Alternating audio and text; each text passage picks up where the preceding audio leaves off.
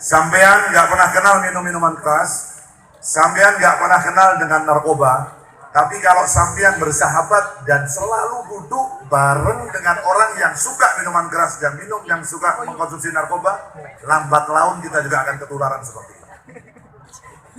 Ini karena manusia itu makhluk Allah yang paling gampang berubah-ubah itu adalah manusia. Yang paling cepat berubah itu adalah makhluk namanya manusia. Menungso itu iso urip ning diwai. Buktine di kutub utara itu manusia bisa hidup. Di padang pasir yang panas luar biasa manusia bisa hidup. Di Indonesia yang seperti ini bisa hidup. Di Eropa yang dinginnya luar biasa hidup. Di Afrika yang panas seperti itu orang bisa hidup. Tapi selain manusia, kalau Allah sudah menciptakan dia hidupnya di kutub utara, kaya beruang kutub, gowo nang Solo mati. Sumo ora kuat. Tapi wong Solo lahir nang Solo, digawa nang kutub utara, tetap urip. Karena manusia itu perubahannya begitu cepat. Makanya para salafun saleh, para guru-guru kita, para ulama kita, kalau selesai habis sholat, assalamualaikum warahmatullahi wabarakatuh, assalamualaikum warahmatullahi wabarakatuh. Doa yang pertama kali dibaca apa? Ya mughalibal qulub, tsabbit qalbi ala dinik. Wahai zat yang punya membolak-balikkan hati manusia, selalu palingkanlah diriku kepada agamamu, kepada agama Islam, kepada agama yang kau ridhai. Kenapa? Orang ulama-ulama kita sudah tahu, menungso itu walaupun wis sholat, walaupun wis poso, walaupun wis zakat sergap, sekolah sudah baik, kalau kumpulannya orang nggak baik, dia juga bisa jadi orang nggak baik. Ini menungso, menus kakek dosa, menus kakek dosa, itu menungso. Makanya kumpulan-kumpulan model seperti malam hari ini dan di kumpulan di pengajian yang lain-lain itu menentukan nasib panjenengan di akhirat seperti apa, itu kumpulan dunia. Makanya dengan diadakannya hall, adakannya manakib, adakannya majlis sholawat, itu supaya apa? Hidup kita di akhirat diselamatkan oleh Allah Subhanahu wa Ta'ala. Kita berharap hidup kita di dunia diselamatkan berkat wasilah Rasulullah, berkat wasilah para ulama, para habaib, para kiai, dan kita berharap nanti ketika kita masuk ke liang lahat, kita masuk ke dalam alam barzakh, yang mendampingi kita, yang menjadi sahabat kita di situ adalah para kiai, para habaib, para ulama yang diridhoi oleh Allah Subhanahu wa Ta'ala. Begitu juga tatkala kita dibangkitkan nanti di mahsyar, yang pertama kali yang kita lihat siapa? Nabi Muhammad sallallahu alaihi wasallam. Allahumma amin. Karena diceritakan di dalam kitabnya para guru-guru kita, para ulama-ulama kita, nanti di mahsyar ada kalanya orang itu dibangkitkan wajahnya berupa hewan. Kenapa? Karena kelakuannya di dunia kayak hewan. Karena hidupnya di dunia nggak mau ikut aturannya Allah, hidupnya semena-mena seperti hewan. Maka nanti di mahsyar begitu dibangkitkan tubuhnya tubuh manusia tapi kepalanya berbentuk hewan. Makanya hati-hati, ini hidup ini di dunia ini gambaran hidup jenengan di akhirat.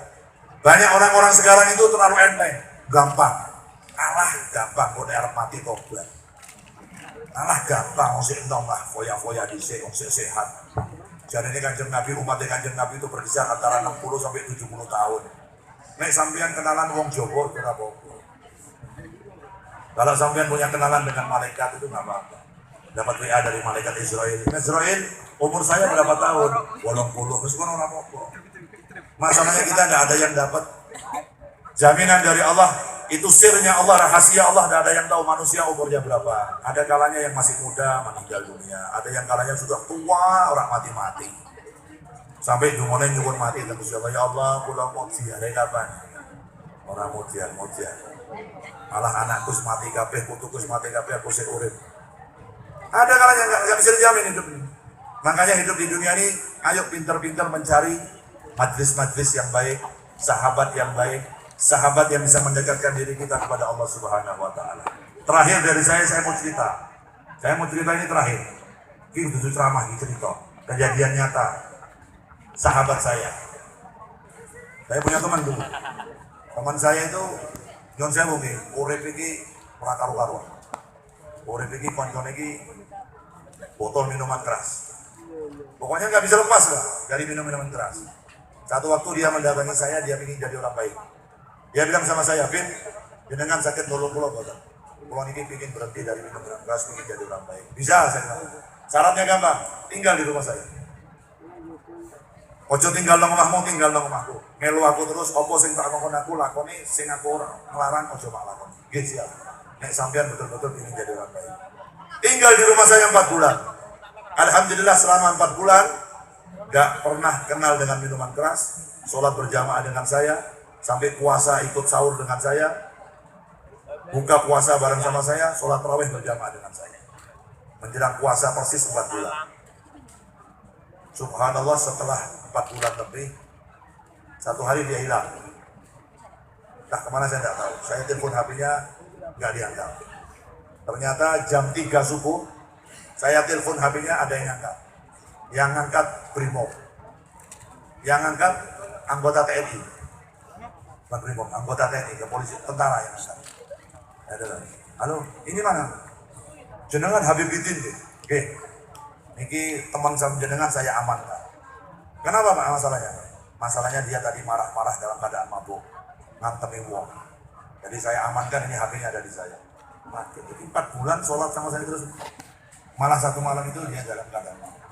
Saya datang, saya jemput. Saya bawa pulang. Setelah bangun pagi, bangun tidur, dia sadar, saya tanya, "Begi kenapa?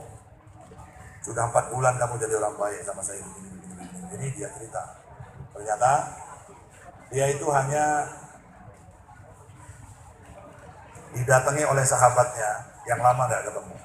Dan sahabatnya malam hari itu merayakan ulang tahun. Kata temannya, kalau kamu sahabat sejati, ayo temani saya minum minuman keras. Ini sahabat sejati. Nek kon pancen poncoku sing setia, ayo ini sekarang saya beli minuman keras, ayo minum bareng-bareng. Demi sahabatnya, dia bilang, demi sahabat saya sudah datang jauh-jauh, saya minum minuman keras yang dilarang oleh Allah Subhanahu wa Ta'ala. Kenapa cerita ini saya sampaikan pada jenengan? Orang kalau ngajak minum minuman keras, itu bukan sahabat, itu iblis. Kenapa? Karena iblis sudah berjanji kepada Allah ketika dibuang dari surga ke dunia ini, mengatakan pada Allah, saya akan selalu mengajak anak cucu Adam ini untuk masuk ke dalam nerakanya Allah Subhanahu wa Ta'ala dengan berbagai macam cara. Di antaranya dengan apa? Mengaku sebagai sahabat sejati. Kami yang tak kandani. Kalau ada orang mengatakan bahwa sahabat sejati tapi ngajak jenengan mendem, ngajak jenengan menyekutukan Allah, ngajak jenengan berbuat yang tidak diridhoi oleh Allah, tinggalkan orang itu karena itu bukan sahabat. Itu adalah kroninya iblis, alias tentara-tentaranya iblis yang ada di dunia. Kedua, kenapa saya cerita ini? Yang orang tadi mengatakan, kalau Anda sahabat sejati, nek sampean mati atau saya mati, itu orang yang tadi mengatakan sahabat sejati nggak bisa nulungi sampean. Mlebu kuburan dewe-dewe. Kisah ngomong sahabat sejati, mati ini kuburan yang nanti orang ngerti. Kita masuk dalam kuburan ketika malaikat mungkar nakir menanyakan kepada kita, man rabbuka, man nabiyuka, wa man qiblatuka, wa man ihwanuka. Ketika ditanyakan gitu, koncone sampean yang tadi mengatakan sahabat sejati orang iso nulungi. Jadi orang sahabat sejati kita Nabi Muhammad SAW. Orang yang paling setia kepada kita Rasulullah SAW. Orang yang tidak akan pernah meninggalkan kita Nabi Muhammad SAW. Orang yang selalu peduli kepada kita Nabi Muhammad SAW.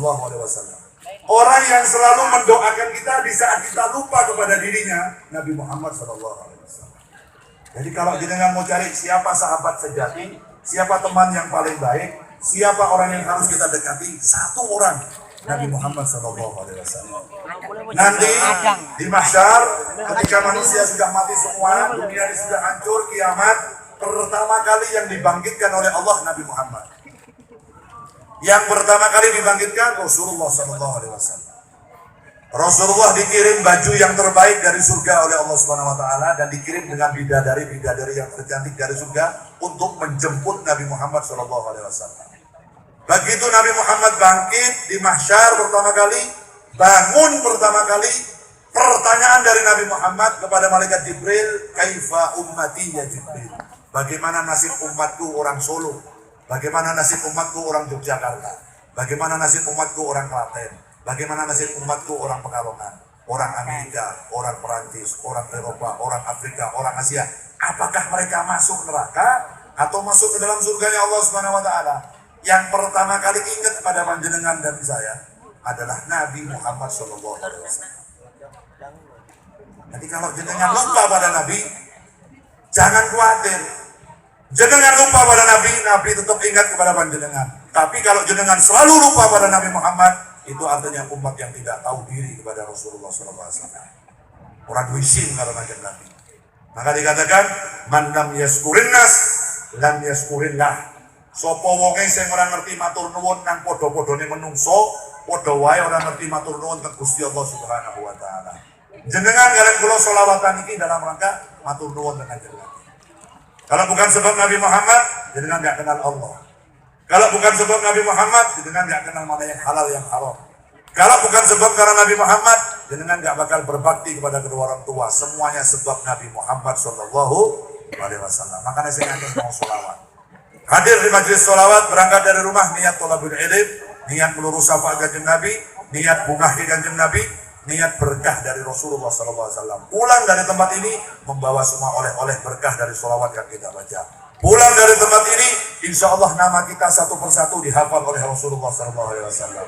Pulang dari tempat ini, insya Allah wajah-wajah kita satu persatu dihafal oleh Nabi Muhammad SAW. Karena apa?